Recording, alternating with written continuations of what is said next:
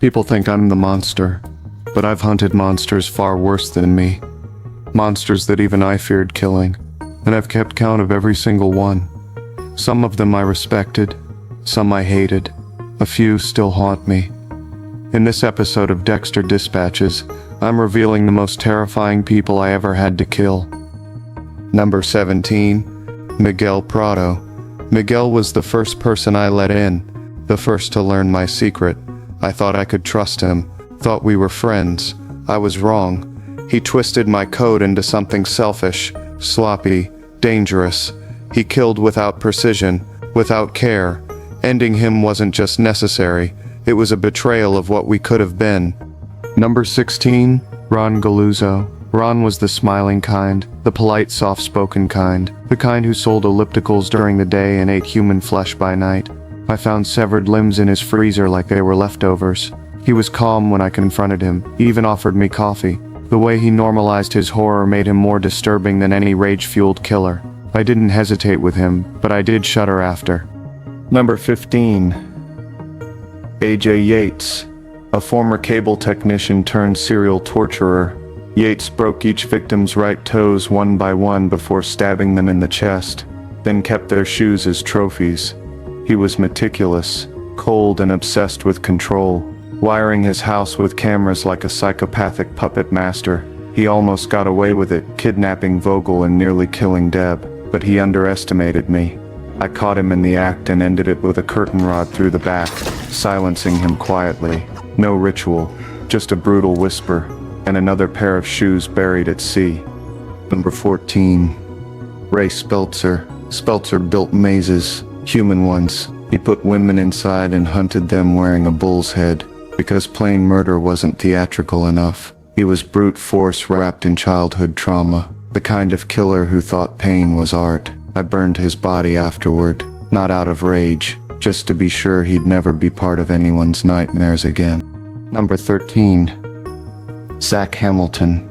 Zach was a student, not by choice, by instinct. He had the same urges I did, the same curiosity, the same hunger to make sense of what was broken inside him. I saw myself in him, raw and untamed. I tried to teach him the code, to help him become something better than the monster the world expected.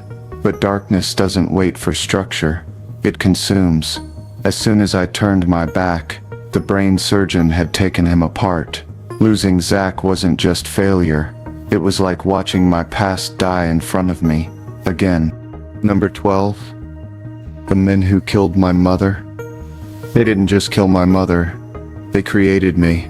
Santos Jimenez was the one holding the chainsaw, but Hector Estrada gave the order. I was just a toddler, left screaming in a shipping container filled with blood. Decades later I hunted them down. Jimenez died on my table. Estrada tried to talk his way out, but I snapped his neck when he ran. That kill didn't bring peace, but it did bring silence. Number 11. Kurt Caldwell. Kurt sang to the girls he killed, Runaway by Del Shannon.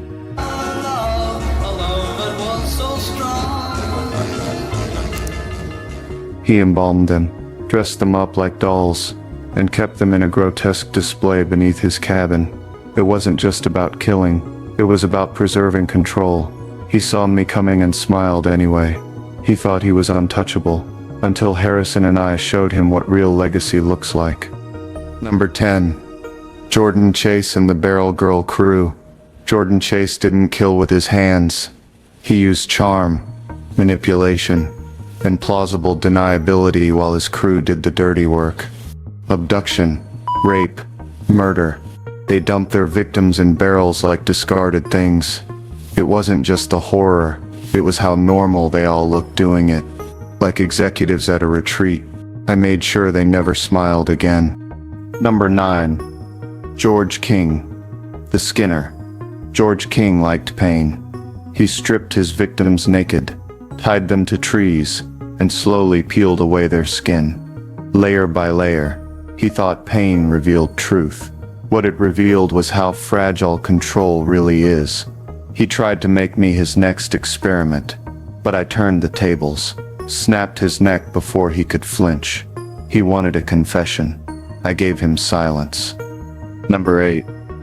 Lila West. Don't mean to imply that what you've been through hasn't been difficult. But there's no way that I could know what you've experienced, right? Lila wasn't a killer at first, just chaos in human form.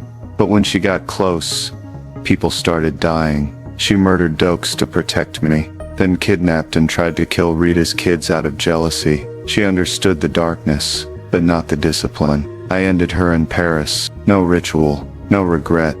Number 7. Isaac Serco. Isaac was unlike anyone I'd faced. Brilliant, brutal, but driven by love, not madness. He was mourning, focused, and dangerously precise. In another life we might have been allies, or something worse. I didn't want to kill him, but in our world want doesn't matter. Survival does. Number 6. Oliver Saxon, the brain surgeon. Saxon cut out parts of people's brains and mailed them as gifts. He was the kind of monster that wears a smile in daylight. He killed Vogel, killed innocents, and came for those I cared about. He stabbed Deb and left her to die. Basically killed her if you think about it.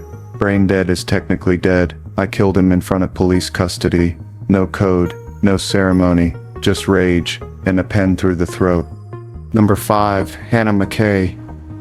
Hannah was the first woman I could be honest with, and the last person I should have trusted.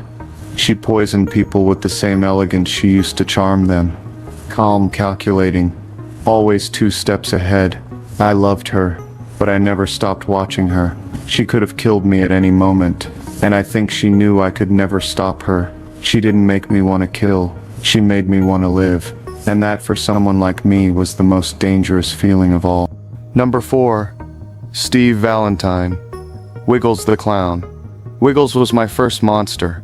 Long before I had a name for the dark passenger, I had nightmares about him. A clown who lured children with balloons and magic tricks, then made them disappear forever.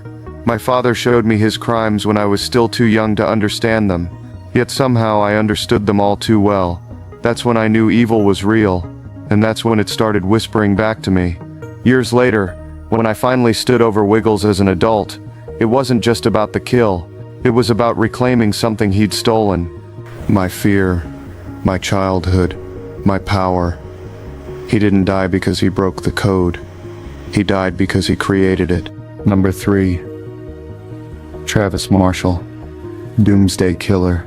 Travis believed he was an instrument of the apocalypse, guided by the voice of his dead mentor.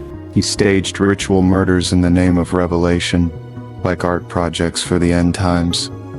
Killed his sister, tormented Deb, and nearly lit the world on fire. His mind was fractured, but his evil was intentional. I saw the end in his eyes, so I gave him a new one. Number 2. Brian Moser. Ice Truck Killer. My brother, my blood. The first person who truly saw me, and didn't flinch. He wanted us to be together in the only way he understood. Through murder, he dismembered prostitutes and staged their bodies like puzzles, just to get my attention. In another life, I might have joined him. In this one, I chose my sister, then I slit his throat. Number 1. Arthur Mitchell, the Trinity Killer. Trinity was the closest thing to a ghost I've ever hunted. He had a perfect family, a perfect smile, and a cycle of death so precise it could have been clockwork. He killed girls in bathtubs, mothers on sidewalks, fathers with hammers, and buried his rage in concrete and church choirs. He got inside my life, then took Rita from it. I didn't just want to kill him. I needed him to feel every second of it. I always thought following the code made me different from them, cleaner, controlled, but the truth is, I saw pieces of myself in all of them. Miguel, who wanted justice without limits. Lila, who confused chaos for connection. My brother, who didn't ask me to hide. And Trinity, who smiled while everything around him died. Killing them didn't erase the darkness. It didn't even quiet it. It just reminded me of what I am, and what I'll always be. The difference between me and them isn't that I'm better. It's that I never pretended to be something I'm not. They wore masks. I wore gloves. But not every kill left me shaken. Some were easy, some were necessary, and a few still just don't sit right with me. Watch this if you want to know the full list. All the monsters, the mistakes, even the innocents. I kept count, all 153 of them.